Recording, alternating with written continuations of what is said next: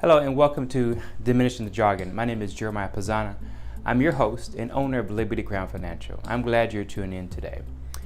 In today's session, I'm going to talk about IQ and how that can affect you and your finances.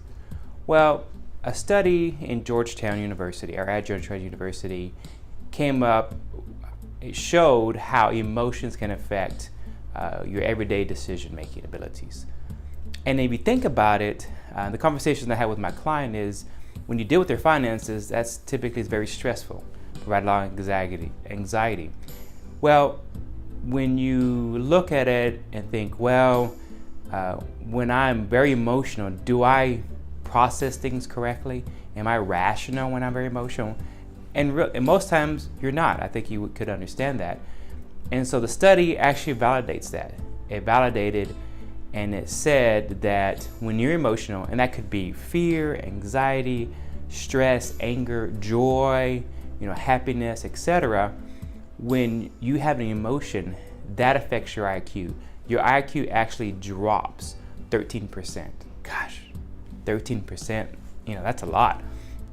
And so when you're making decisions and you're making it in an emotional state, stress, anxiety, etc., you're actually not operating at your full capacity of intellect. And so you're making decisions on your finances and you're not in the best mindset to be making those decisions because, again, you're stressed, etc., and they may not be rational.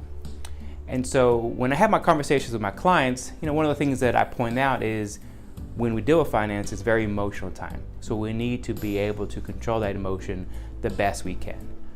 And a few things in doing so, there's a few things I advise them to do to help minimize that. And I'm going to share a couple with you, 3 of them with you. That is, number 1, automate as much as you can.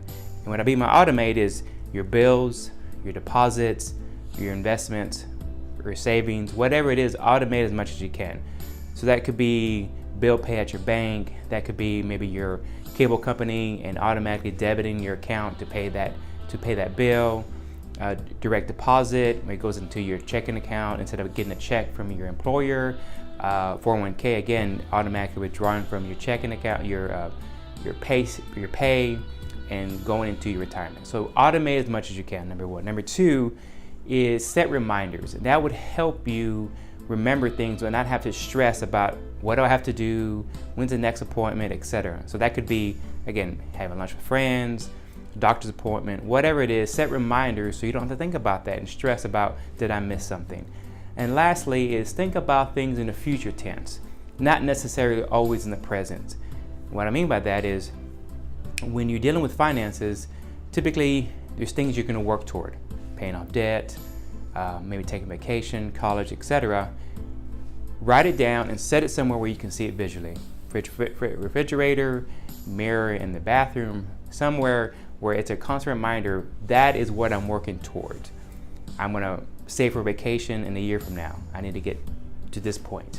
And so when you see that visually every day, that helps reinforce it. And again, that helps with your finances and saving, etc.